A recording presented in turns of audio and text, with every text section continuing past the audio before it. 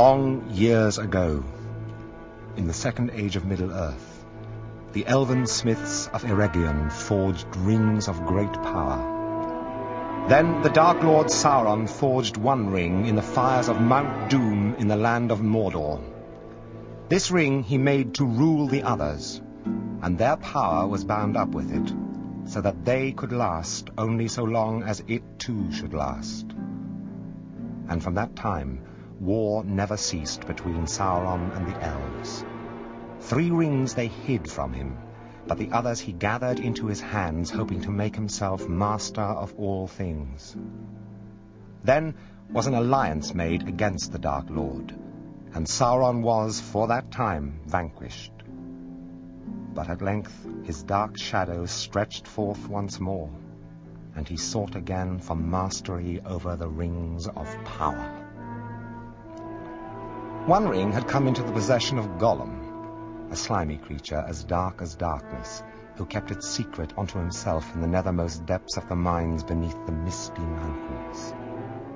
There it was hidden, even from the searching eye of Sauron, the Lord of the Rings.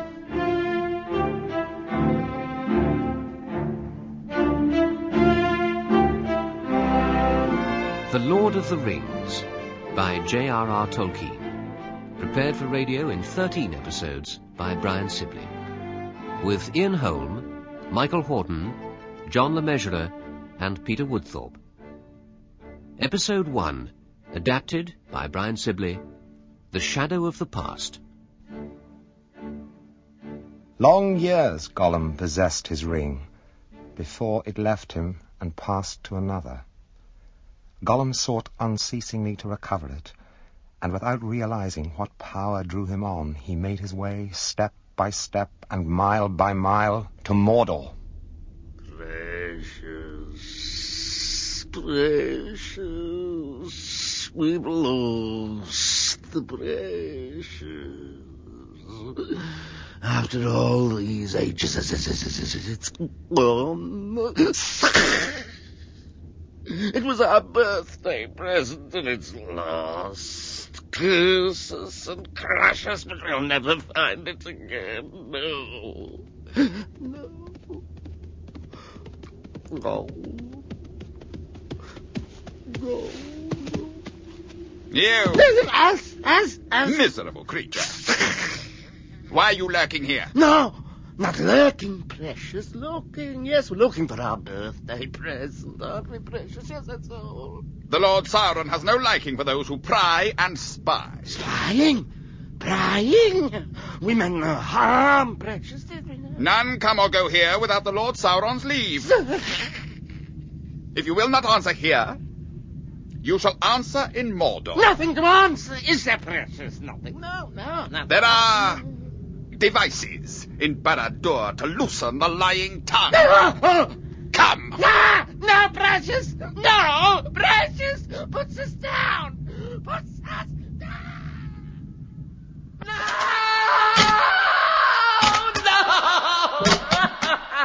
Why come you to the land of Mordor? We were only looking for our precious, our precious which we love. Precious? What is this precious? It was ours, and the nasty gnomes stole it from us. What was stolen? We only used it to catch our food with, Precious, didn't we? Silly goblins couldn't see us when we wore the Precious. We would have died of hunger in those mountains. We would. If it hadn't been for Precious. Where did you get this thing? It was given to us, Precious, as a birthday present. And we kept it safe. Oh, yes, very safe for long ages. Till the thief took it from us. Who took it? We don't know. No, we don't. No! Nasty knows that he was, wasn't he, Precious? And Trixie, too, tried to cheat us, he did. Lost in the mountains, he was lost. Came nosing round our pool, he did. Asked us riddles, it did. Cheated, it did. Stole it. Who stole it? We've said, haven't we, Precious? We don't know, do we, precious? Baggins! Baggins, he said it was! That's all we know, isn't it, precious? Yes, yes, yes. When was this? Long ago, yes, yes. Years ago. And we've been looking for it ever since, haven't we? Yes. Little cheating thief. We ought to have squeezed it. Squeezed it, we are. Where is Baggins now? Don't know, do we, precious? No, we don't know where the Baggins is. Came from the Shire, didn't he? Yes, but we don't know where that is. We don't know. You lie. No. My master demands the truth. No, precious, we don't lie. We told the master all we know. Yes. And who was Baggins? He was Mr. Bilbo Baggins. And Mr. Bilbo Baggins was a hobbit. He had once lived at Bag End on the hill in the village of Hobbiton across the water in the Shire in the peaceful northwest of Middle-earth. Now, however, Bilbo was no longer the occupant of Bag End, and sinister shadows lengthened in the Shire. But let us go back 17 years to an evening in early September when the chief topic of conversation at the Ivybush Tavern in Hobbiton was Mr. Bilbo Baggins. You can say what you like, Gaffer Gamgee, but Bag End's a queer place, and its folk are queerer. Mr. Bilbo is a very nice, well-spoken, gentle hobbit, Ted Sandyman, and don't you go saying otherwise. But what about this Frodo that lives with him? Baggins is his name, but he's more than half a brandy buck. Aye, Gaffer, Sandyman's right there. And they're rum folk in Buckland, living on the wrong side of Brandywine River and Be all. that as it may, Daddy Two-Foot, Mr. Frodo is a Baggins. He's Mr. Bilbo's nephew, and his first and second cousin. And anyhow, he's as nice a young hobbit as you could wish to meet. Well, there's still some as think when young Frodo's parents upped and died, Mr. Bilbo ought to have left well enough alone. And there's still some as think Mr. Bilbo did him a great kindness by adopting him as his heir and bringing him back here to live among decent folk. To live among queer folk, I says. Well, I've gardened for Mr. Bilbo more years than I care to remember. I finds him decent enough. And so does my lad Sam. He's always in and out of Bag End. Mr. Bilbo's learned him his letters. Oh, letters. Well, meaning no harm, mark you. I hope no harm will come of it. Well, if you know so much about the goings-on at Bag End, what's all this talk of a party? It's to be a birthday party. Mr. Bilbo and Mr. Frodo have the same birthday, you know. Oh. It's September the 22nd. This year, Mr. Frodo will be 33, come of age. And Mr. Bilbo will be 11-1. And a very respectable age, too, for a hobbit. Gaffer's right there. Well, the old Took himself only reached 130. And Mr. Bilbo's certainly well preserved for his age. Why, he don't look no different now to what he did when he was 90. Well, come to that, when he was 50. Well preserved. Unchanged would be nearer the mark. Some folk have all the luck. Anyway, who's going to this here party? My Sam says that everyone's going to be invited. And there's going to be presents, mark you. Yeah, presents for all. This very month, as is. Honestly, Frodo, I shall be glad when September the 22nd's been and gone. Why, what's up? Half Hobbiton's up. They're standing about outside Bag End as if they expected to see a dragon pop out any minute. Our party certainly seems to be causing rather a lot of excitement. Well, I put up a notice on the gate now saying no admittance except on party business. So perhaps you'll have a little peace and quiet for a while. Oh. Yes? Oh, I'm sorry if I'm disturbing you, Mr. Bilbo, sir. No. It's all right, Sam. What can I do for you? Nothing, Mr. Bilbo. I met the postman from Bywater on his way up here with another bundle of replies to those party invitations of yours. And as the poor fellow had been up here 4 times already today, I said as how I'd deliver them for him. Well, thank you, Sam. Well, not at all, Mr. Bilbo. May I say how much me and the gaffer is looking forward to your party? Well, a party at Bag End without the Gamgees would be unthinkable. Oh, well, anyway, if you'll excuse me, I'd best be getting on with trimming that there hedge of yours. Oh, very good, Sam. And thank you again for playing postman. My pleasure, Mr. Bilbo. Now then, Frodo. Now, you start on these. Yes. And I'll open this lot. Thank you for your kind invitation. I should be very pleased to come, Rory MacBrandybuck. Good old Rory. Oh, bless my soul, Frodo. Listen to this. We wish to acknowledge your invitation and to notify you of our acceptance. Otho and Lobelia Sackville Baggins. Phew. Well, you didn't think they'd miss it, did you? Oh, I suppose not. But I'm sure they're not at all happy that I made you my heir. Oh, now who is it? Gandalf! Well, Mr. Baggins, you needn't look so surprised. Well, what on earth have you got in that cart? Fireworks? Well, surely you weren't planning a party without fireworks? My word, it's a good many years since any of Gandalf's fireworks were seen in the Shire. Well, wizards have more important business to attend to than making elf fountains and goblin barkers for the entertainment of hobbits. Now then, how long are you going to keep me standing on the doorstep? Oh, I'm sorry, Gandalf, I'm sorry. Come in. Thank you. Hello, Frodo. Hello, Gandalf. Did I hear you say something about fireworks? You did? I always thought Gandalf's fireworks were a hobbit legend. Did you now? Can I take a peep? You can do better than that. I can? Yes, you can make sure no young hobbits go sneaking off with any. Not a single squib, mark you. All right. And that includes you, Frodo. Oh, very well. Now, sit down, Gandalf. We'll have a pipe of old Toby together. And you can tell me your news. Thank you, Bilbo. There's no pipeweed to compare with that of the Shire. I've missed it. As to news, well, that, for the moment, must wait. Well, now, this is pleasant.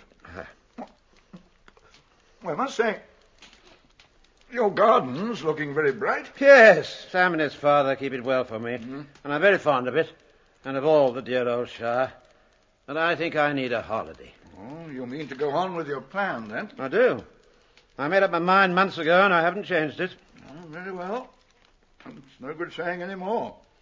Stick to your plan, your whole plan, mind. And I hope it'll turn out for the best for you. Well, I hope so. And for anyway, all of us. I mean to enjoy myself on Thursday. Have my little joke. Who'll laugh, I wonder? Oh, we shall see.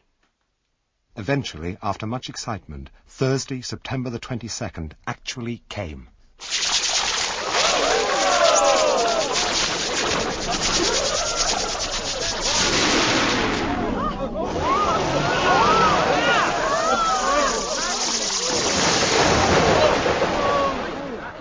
That is the signal for supper.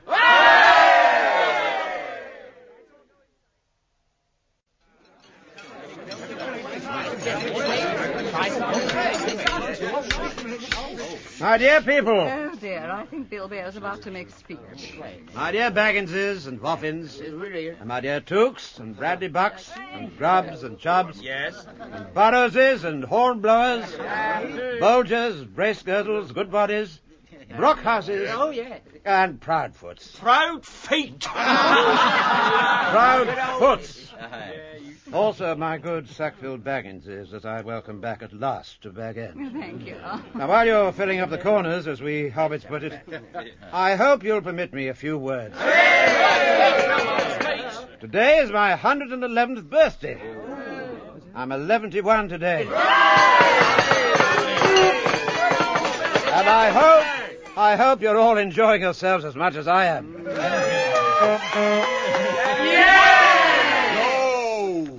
Well, I shan't keep you long.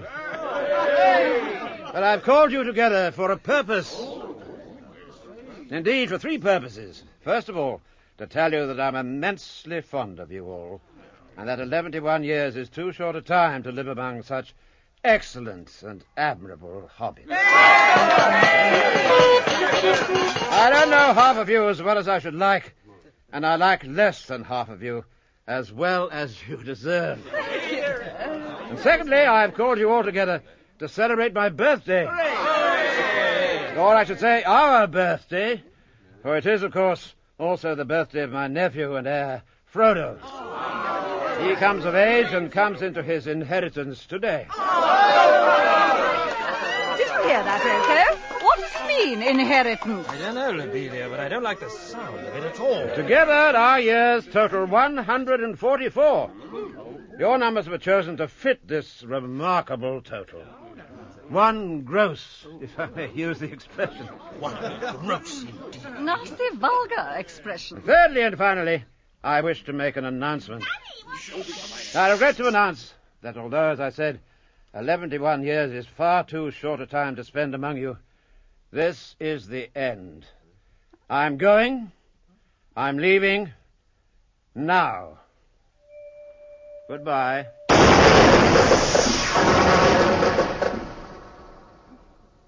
Where did he go? He vanished. 1 minute he was there, and it's his car. Yeah. How did he do it? Did anyone see what happened? How extremely bad-mannered. He's mad.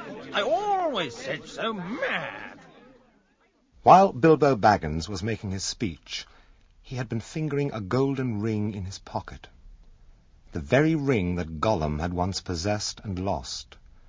And as he said goodbye, he slipped it on his finger, vanished, and was never seen by any hobbit in Hobbiton again. He walked briskly back indoors and changed into some travelling clothes. Ah, Gandalf. I wonder if you'd come to see me off. I'm glad to find you visible, Bilbo. I suppose you feel that everything has gone off splendidly and according to plan? Well, yes, I do. But that last firework was rather surprising. It quite startled me. A little addition of your own, I suppose. It was. You wisely kept that ring secret all these years, and it seemed to me necessary to give your guests something else that would seem to explain your sudden vanishment. You're an interfering old busybody. Well, I expect you know best, as usual. I do, when I know anything. But I don't feel too sure about this whole affair. Are you going any further with it? Yes, I am. I feel I need a holiday, a very long holiday. Probably a permanent holiday. I don't expect I shall return. In fact, I don't mean to. Why, Bilbo? I'm old, Gandalf. I don't look it, but I'm beginning to feel sort of stretched, like butter that has been scraped over too much bread. That can't be right. No, it doesn't seem right. No, I believe your plan probably is for the best. Well, I made up my mind anyway. I want to see the mountains again, and then find somewhere where I can rest in peace and quiet without a lot of relatives prying around and a string of confounded visitors hanging on the bell. Gandalf? Yes? You'll keep an eye on Frodo for me, won't you? Yes, I will. 2 eyes. As often as I can spare them. He would come with me, of course, if I asked him. But he doesn't really want to yet. He's still in love with the Shire, with woods and fields and little rivers. Anyway, he ought to be comfortable here. I'm leaving everything to him. Everything? The ring as well? Well, yes, I suppose so. Where is it? In an envelope, if you must know. There, on the mantelpiece. Where, Bilbo? I don't see it. What? Oh, bless my soul. No. No, it's here. It's here in my pocket. Now, isn't that odd? Oh. But then, after all, why not? Why shouldn't it stay there? There's no need to get angry about it. I'm angry because it's mine. It's my own. My precious. Yes, my precious. It's been called that before, but not by you. Well, I must say it now. Even if that horrid Gollum creature said the same once. It's not his now. He lost it, and I found it, and now it belongs to me, and I shall keep it. If you say that again, Bilbo, I shall get angry. And then you shall see Gandalf the Grey uncloaked. But the ring is mine, isn't it? I mean, I found it. And Gollum would have killed me if I hadn't kept it and used it to escape from him. The hobbit must have a competition with us precious. If it asks a riddle, and we doesn't answer, then we does what it wants and shows it the way out. If precious asks, and it doesn't answer, then we eat it, my precious. All right. Ask us a riddle. What have I got in my pocket? Not fair! Not fair! That's not a riddle. It isn't fair, my precious. It isn't fair to ask us what it's got in its nasty little pocket. What have I got in my pocket? Let's give us 3 guesses. My precious, 3 guesses. Very well. Guess away. Hansies. Wrong. Yes. Guess again. Knife. Wrong. Last guess. Come on, time's up. String or nothing. Both wrong. Silence. Now you must show me the way out of here. Did we say so? Precious. So the nasty little Baggins is the way out. Yes. But what has it got in its pockets, is they? Not string, precious, but not nothing. Never you mind. A promise is a promise. Prostitute. Impatient, precious. But what? Why? Oh.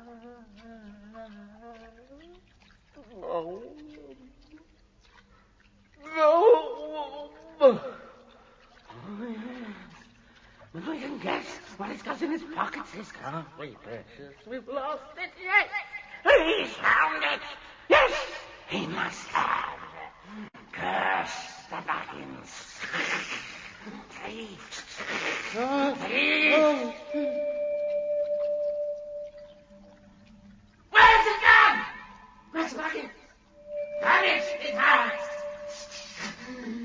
Curse the Baggins. We hate it. We hate it. We hate it.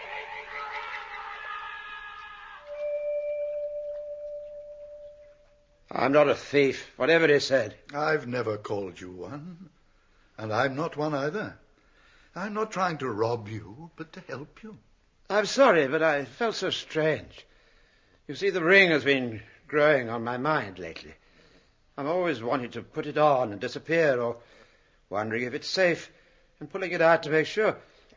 Sometimes I've felt it was like an eye looking at me. Then go away and leave it behind. Stop possessing it. Give it to Frodo, and I will look after him. All right, I will. After all, that's what this party business was all about, really. To give away lots of presents and somehow make it easier to give it away at the same time. It hasn't made it any easier in the end, but it would be a pity to spoil the joke. Very well, the ring goes to Frodo with all the rest. And now I really must be starting, or somebody else will catch me. Bilbo? Yes? You still have the ring in your pocket. What?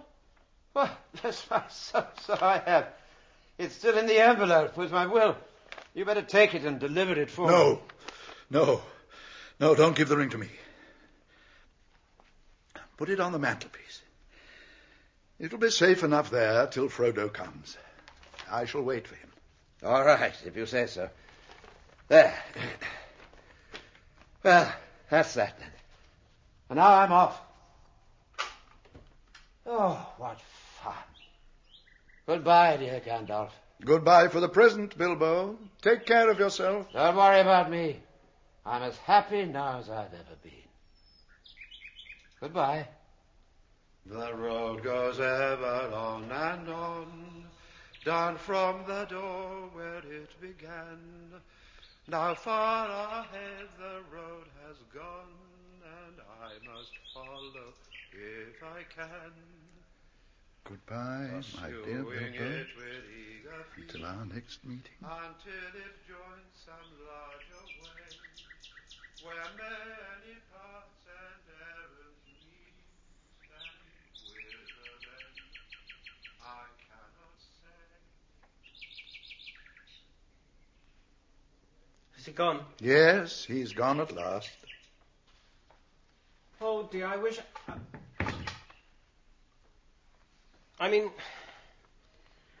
Well, I hoped until this evening that it was only a joke, but I knew in my heart that he really meant to go. He always used to joke about serious things. I wish I'd come back sooner. Just just to see him off. I really think he preferred slipping off quietly in the end. Yes. Don't be too troubled. He'll be all right now. He left a packet for you. There it is. You'll find his will and all the other documents in there, and I fancy you'll also find a golden ring. The ring? Oh, has he left me that? I wonder why. Still, it may be useful. It may, and it may not. You must be careful of that ring. I should not make use of it if I were you. Keep it safe and keep it secret. Why? What do you know already? Well, only what Bilbo told me. But what did he tell you, I wonder? He told me the truth. Not that old story about its having been a present. Yes, it was odd that he should have invented that. But odd things happen to people who have such treasures. If they use them, let it be a warning to you to be very careful with it. It may have other powers than just making you vanish when you wish to. I don't understand. No. Neither do I. I've merely begun to wonder about the ring. You're being very mysterious. What are you afraid of? I'm not certain. So I'll say no more. I may be able to tell you something when I come back. Come back? You're going away too? Yes, and I must go at once. But once? But why? I thought you were staying on for at least a week. I intended to, but I've had to change my mind. Well, how long will you be gone? It may be for some while, Frodo, but I'll come and see you again as soon as I can. Look out for me, especially at unlikely times. So take care of yourself. And remember what I said about the ring. Keep it safe and keep it secret. Goodbye. Goodbye, Gandalf.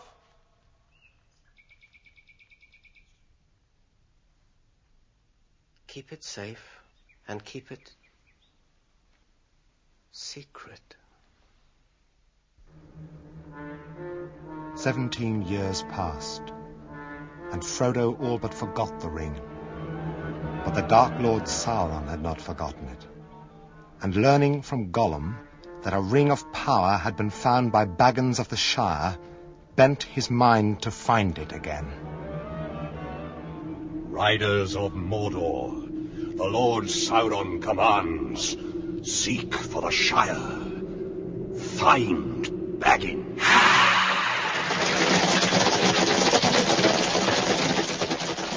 The 9 black riders galloped out of Mordor to begin their quest. While in the Shire, Frodo was oblivious to the interest being shown in the name of Baggins. Ho, ho, ho, to the bottle I go, to heal my heart and drown my woe. Good health, Bilbo, wherever you are.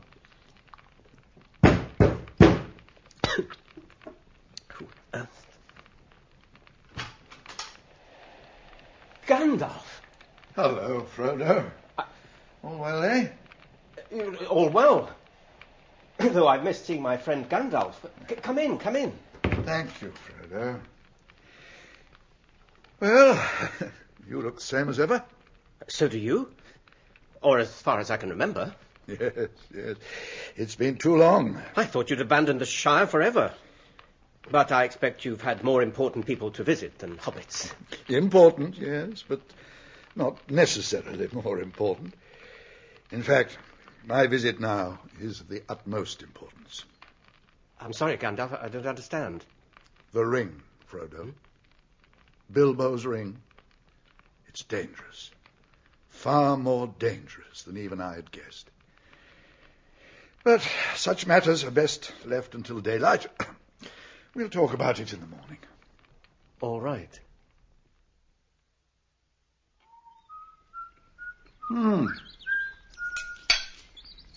That was an excellent breakfast, Frodo. Good.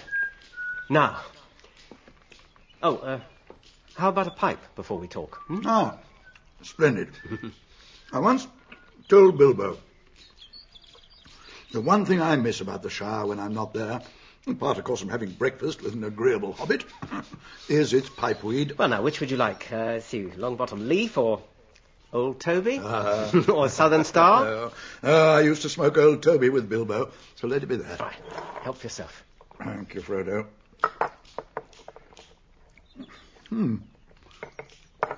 Sam's at work early, I see. Yes. He's a great fellow, Sam. He manages the garden by himself now. Gaffer's getting on. Now, Gandalf, last night you began to tell me that you thought the ring was dangerous. If it is, then I must know in what way. Mm-hmm. In many ways. It's far more powerful than I ever dared to suppose. So powerful that in the end it would utterly overcome anyone of mortal race who possessed it. It would possess him. How do you mean, possess him? A mortal, Frodo, who keeps one of the rings of power does not die. Hmm? He doesn't grow or obtain more life. He merely continues until at last every minute is weariness. And if he often uses the ring to make himself invisible, he fades. He becomes, in the end, permanently invisible, and walks in twilight under the eye of the dark power that rules the rings. How terrifying. And Bilbo, how much did Bilbo know about all this? Very little, I'm sure. It seemed to him that something was wrong or odd, but he thought it was himself. He said he felt stretched, but he didn't suspect that the ring was to blame for the fact that he showed no signs of age.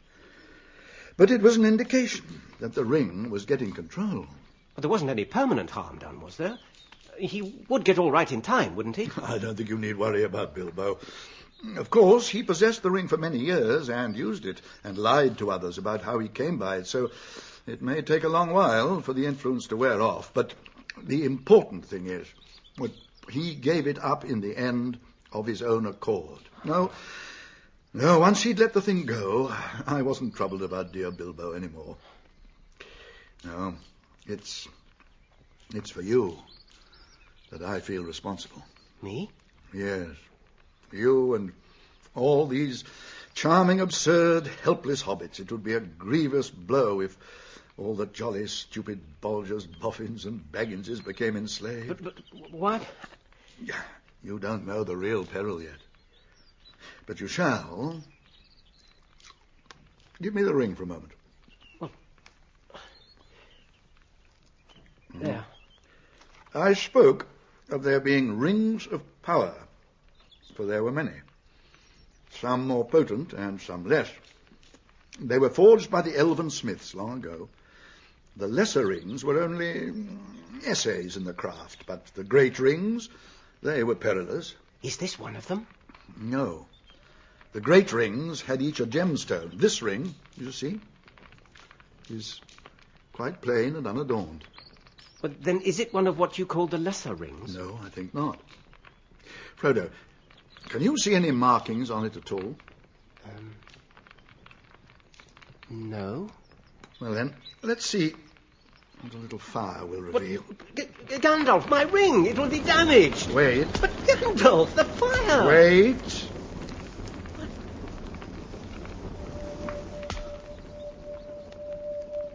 Now, let's look at the ring. Take it, Frodo. Go on. It's quite cool. Take it. Now, hold it up and look closely. Well, what do you see? There are fiery letters. Outside and inside.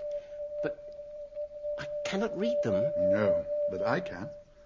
The letters are Elvish, but the language is that of Mordor.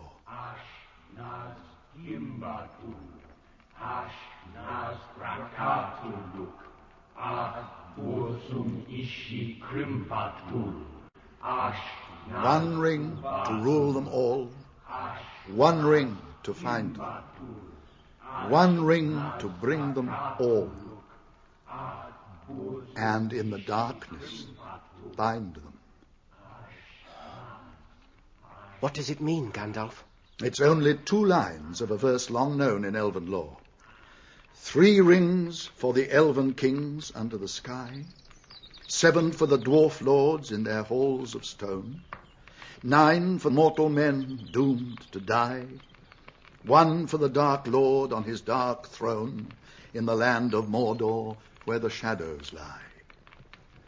1 ring to rule them all, 1 ring to find them, 1 ring to bring them all, and in the darkness bind them in the land of Mordor where the shadows lie.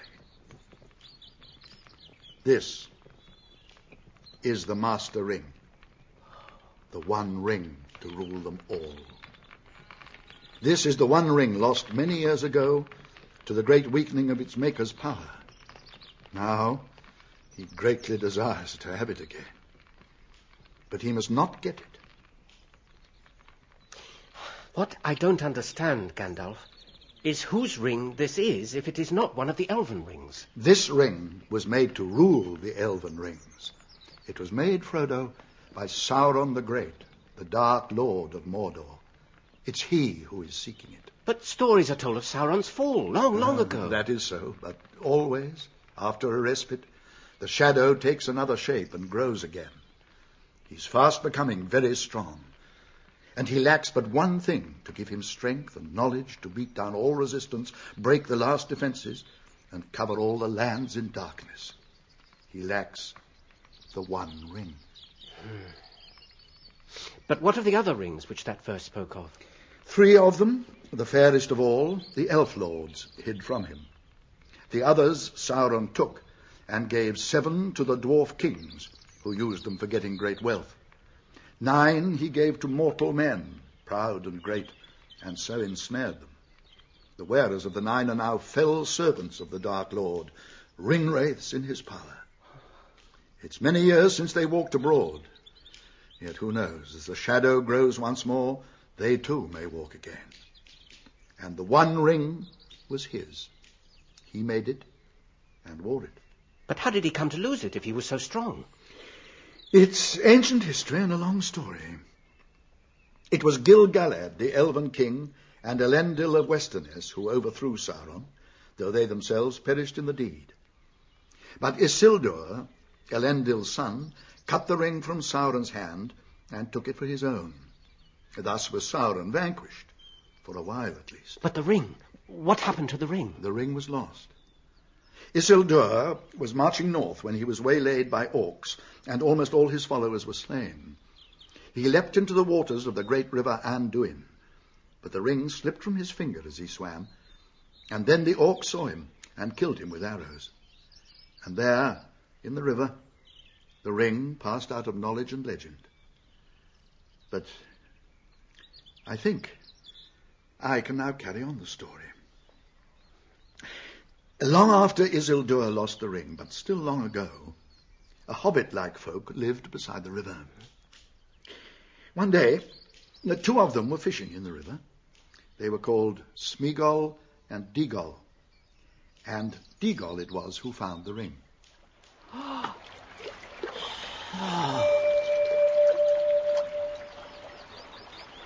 What a beautiful thing. How could anyone have lost such a treasure? What is that, Deagle? Nothing. Oh, yes, it is. It's mine.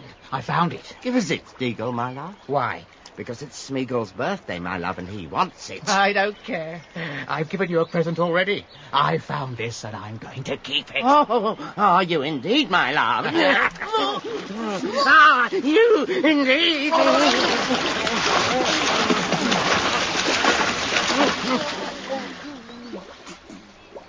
And now, the pretty ring belongs to Smeagol. Smeagol kept the ring and used it to thieve and find out secrets. He took to muttering to himself and gurgling in his throat, so they called him Gollum. Gollum? Do you mean that this is the very Gollum creature that Bilbo met? Yes. He took to living in the dark passages beneath the misty mountains, where in time his torment became unbearable. He hated the dark, but he hated the light more. He hated everything, and the ring most of all. Well, then why didn't he get rid of it or go away and leave it? He had no will left in the matter. A ring of power looks after itself, Frodo. Its keeper never abandons it. And when Gollum lost the ring, it was really the ring that left him. What, just in time to meet Bilbo? Bilbo was meant to find the ring, but not by its maker. What about Gollum? What happened to him? The elves have him now in prison, but not before he made great mischief. After he lost the ring, Gollum left the mountains to seek his precious and the hobbit who'd robbed him of it. But before Gollum could find Bilbo, Sauron found Gollum. And that is how he will have learned that the One has been found again. He has at last heard of hobbits and the Shire. And I fear that he may even think that the long unnoticed name of Baggins has become important. But this is terrible. What a pity Bilbo did not kill Gollum when he had a chance. Pity? It was pity that stayed his hand. One reason why Bilbo took so little hurt from the evil of the ring was because he began his ownership with pity. I'm sorry, but I'm frightened, and I do not feel any pity for Gollum. You must understand that Gollum is bound up with the fate of the ring. And my heart tells me that he may yet have some part to play, for good or ill. And when that comes, the pity of Bilbo may rule the fate of many. Yours not least. But why did the ring come to me? Why was I chosen? Not for power or wisdom, but you have been chosen, and must therefore use such strength and heart and wits as you have. But I have so little of those things. Gandalf, you're wise and powerful. Will you not take the ring? No. No. Do not tempt me. I dare not take it. With that power, I should have power too great and terrible. Then why don't I destroy it? How would you do that? Well, I suppose one could hammer it or melt it or something. The heaviest hammer would make no dint in it, nor would the hottest fire melt it. You saw how your own small fire failed to even heat it. Yes. If you really wish to destroy it... I do, Gandalf, I do. Then there is only one way. Cast it into the cracks of doom, in the depths of Orodruin, the Fire Mountain, in the land of Mordor where the ring was forged. Gandalf, I am not made for perilous quests. But I see that I cannot keep the ring and stay here. I ought to leave Bag End, leave the Shire, leave everything and go away. And I suppose I must go alone. My dear Frodo, hobbits really are amazing. And I'm afraid you're right. For your sake, as well as for others, you will have to go. But I don't think you need go alone. Not if you know of anyone you can trust. But be careful in choosing. What? The enemy has many spies. What's the matter, Gandalf? Stop! Well, bless my beard. Sam Gamgee. And what might you be doing under Mr. Frodo's window? Lord bless you, Mr. Gandalf, sir. Nothing! Leastways, I was just trimming the grass borders, if you follow me. I don't. How long have you been eavesdropping? Begging your pardon, sir, but there ain't no eaves at Bag End, and that's a fact. Don't be a fool. What have you heard? Why did you listen? Mr. Frodo, sir, don't let him hurt me, sir. Don't let him turn me into anything unnatural. My old dad would take on so. I mean no harm, on my honour, sir. He won't hurt you. But just you up and answer his questions straight away. Well, sir, I heard a deal that I didn't understand about an enemy and rings and a fiery mountain and elves. Sir, I listened because I couldn't help myself, if you know what I mean. I do love tales of that sort and believe them too. I'd dearly love to see some elves, sir. What else did you hear? Well, Mr. Frodo is going away, sir. And that's why I choked, which you heard seemingly. I tried not to, sir, but it burst out of me. I was so upset. It can't be helped, Sam. I have to go. But if you really care about me, you will keep that a dead secret. See? If you don't, if you even breathe a word of what you've heard, then I hope Gandalf will turn you into a spotted toad and fill the garden full of grass snakes. Oh, no, sir! I have thought of something better than that. No, Mr. Gandalf, sir, please. Something to shut your mouth and punish you properly for listening. You shall go away with Mr. Frodo. Me, sir? Me go and see elves and all? Oh, hooray, sir! Gandalf stayed in the Shire for over 2 months. Then one evening at the end of June he made a sudden announcement. I'm leaving tomorrow, Frodo. Oh. Only for a short while, I hope. But I'm going down beyond the southern borders to get some news if I can. I've been idle longer than I should. Has anything happened? Well, no, but I've heard something that has made me anxious and needs looking into. I think you should leave as soon as possible now. I thought I'd go on September the 22nd. It will be my 50th birthday and Bilbo's 128th. That seems somehow a proper date on which to set out and follow the old fellow. Very well, but it must not be any later. It's almost the end of June already. How long will you be, Gandalf? I shall come back immediately, or at least send word. At the very latest, I'll be back by your birthday. I think, after all, you may need my company on the road. Will it be that dangerous? It may be. One thing you must remember. When you go, you must leave the name of Baggins behind you. But I'll give you a travelling name. When you go, go as Mr. Underhill. And in the meanwhile, do take care. Don't let out any hint of where you're going. Underhill. But where am I to go? I've been so taken up with the thoughts of leaving Bag End and of saying farewell that I've never even considered the direction. If you want my advice, make for the house of Elrond, half-elven, at Rivendell. That journey shouldn't prove too perilous, though the road is less easy than it was, and it'll grow worse as the year fails. Rivendell. Very good.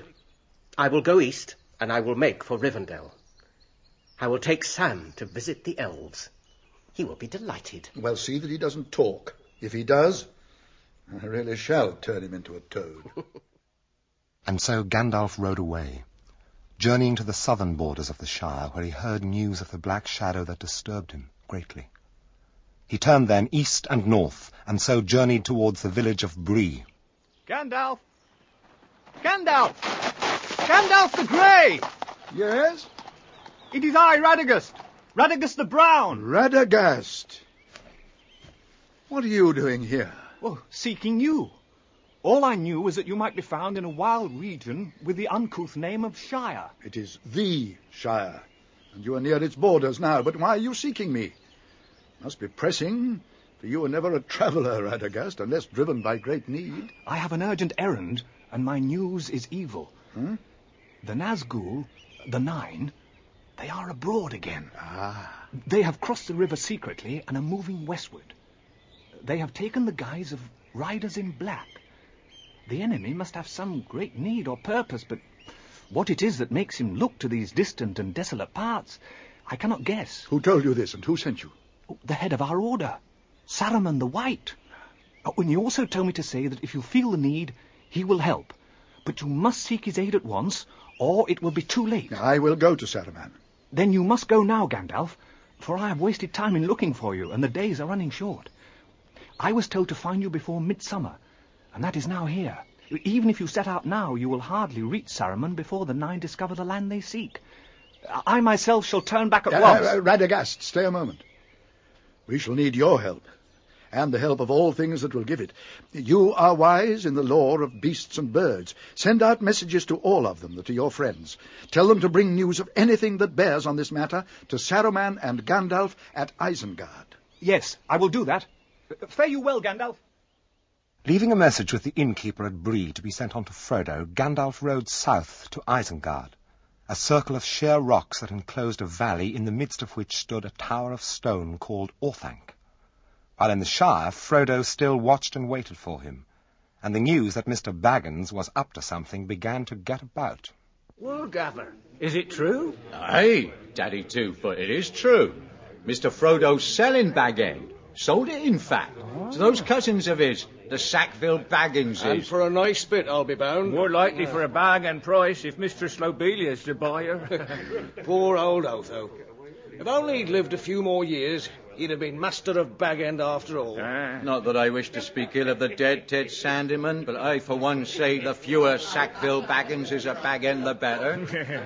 Mistress Lobelia and that there son of hers would be enough for me. So, where's Mr. Frodo off to, Gaffer? He's going back to live among his folk in Buckland. I can't think why. They're queer folk in Buckland. He'll be well at home there, then. He's as cracked as old Bilbo Baggins was. There's naught wrong with Mr. Frodo, nor those friends of his in Buckland. Mr. Peregrine Took and Mr. Merry Haddock Brandybuck. Brandybuck? But my Sam says Mr. Merry has found Mr. Frodo a little house in Crook Hollow. But what will your Sam do now, Gaffer? Will Mistress Lobelia keep him on as gardener at Bag End? No need. He's going with Mr. Frodo to look after his bit of garden there. You know what, Gaffer? That son of yours is acting like he's as cracked as the Bagginses. It was late one evening in July when Gandalf arrived at Isengard, and was met by Saruman, who led him up to his chamber high in the tower Orthanc. I have come for your aid, Saruman the White. Have you indeed, Gandalf the Grey? For aid? It has seldom been heard of that Gandalf the Grey sought for aid. One so cunning and so wise, wandering about the lands and concerning himself in every business, whether it belonged to him or not. If I am not deceived, things are now moving, which will require the union of all our strength. That may be so, but the thought is late in coming to you. What brings you now from your lurking place in the Shire? The 9 have come forth again. They have crossed the river, so Radagast said to me. Radagast the Brown. Radagast the bird-tamer. Radagast the simple. Radagast the fool. Yet he had just the wit to play the part that I set him, for you have come, and that was all the purpose of my message. And here you will stay, Gandalf the Grey. For I am Saruman the Wise, Saruman of many colours. I like white better. White. It serves as a beginning. White cloth can be dyed, the white page can be overwritten, and the white light can be broken. In which case it is no longer white, and he that breaks a thing to find out what it is has left the path of wisdom. I have not brought you here to be instructed by you, but to give you a choice. What choice do you speak of, Saruman? The elder days are gone. The middle days are passing, younger days are beginning. The time of the elves is over, but our time is ahead. The world of men which we must rule. But we must have power. Power to order all things as we will, for that good which only the wise can see. Listen, Gandalf, my old friend and helper. I said we, for we it may be if you join with me. A new power is rising. Against it the old allies and policies will not avail us at all. This, then, is the choice before you, before us. We may join with that power. It would be wise, Gandalf. How could it ever be wise to join with Sauron, our enemy? There is hope that way. His victory is at hand, and there will be rich reward for those who aided it. Yes, Saruman, I have heard speeches of this kind before, but only in the mouths of emissaries sent from Mordor to deceive the ignorant. I cannot think that you brought me so far only to weary my ears. Well, I see that this wise course does not commend itself to you. Not yet.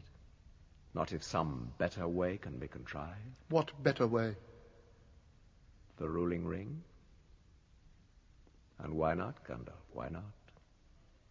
The power would pass to us if we could but command it. Saruman, only one hand at a time can wield the one ring, and you know that well. So don't trouble to say we. I have many eyes in my service, Gandalf, and I believe that you know where this precious thing now lies. Well, is it not so? Now that I learn your mind, I will not even give you news of it. You are a fool. Well, your choices are, it seems, to submit to Sauron or to submit to you. I will take neither. Have you others to offer? Yes. The third choice is to stay here. You shall contemplate your folly from the highest pinnacle of the Tower of Orthanc. Until the end. Until what end? Until you reveal to me where the One Ring may be found. Or until it is found in spite of you.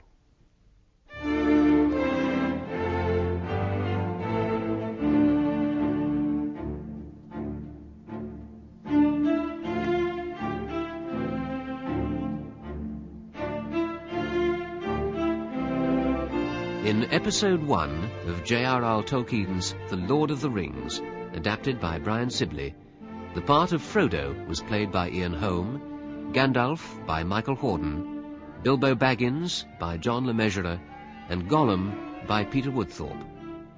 Sam, William Nye, Gaffer Gamgee, John Church, Sandyman, Gordon Reed, Daddy Twofoot, Leonard Fenton. Deagle, Graham Faulkner, Saruman, Peter Howell, Radagast, Donald G., the Lord of the Nazgul, Philip Voss, the Mouth of Sauron, John Rye, and the Nazgul, Christopher Scott, Michael Spice, and Hayden Wood. With Diana Bishop, Catherine Helbert, John Livesey, David McAllister, Martin Reed, and John Webb. The narrator was Gerard Murphy.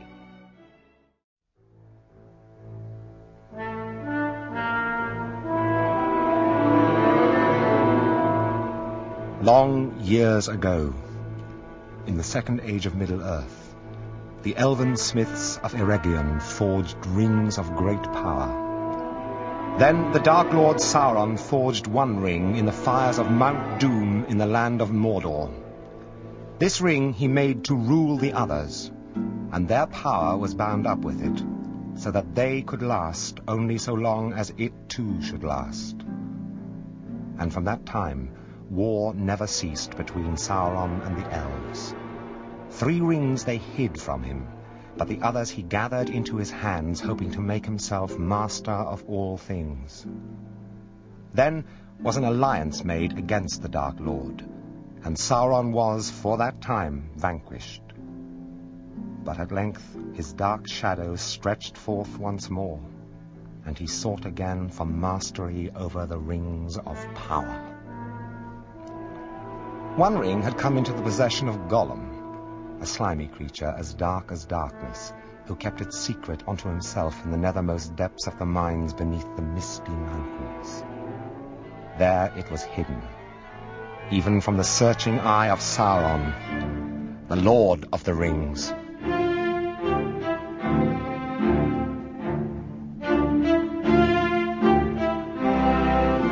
The Lord of the Rings by J.R.R. Tolkien. Prepared for radio in 13 episodes by Brian Sibley. With Ian Holm, Michael Hordern, John Le Mesurier, and Peter Woodthorpe. Episode 1, adapted by Brian Sibley, The Shadow of the Past. Long years Gollum possessed his ring, before it left him and passed to another. Gollum sought unceasingly to recover it, and without realizing what power drew him on, he made his way step by step and mile by mile to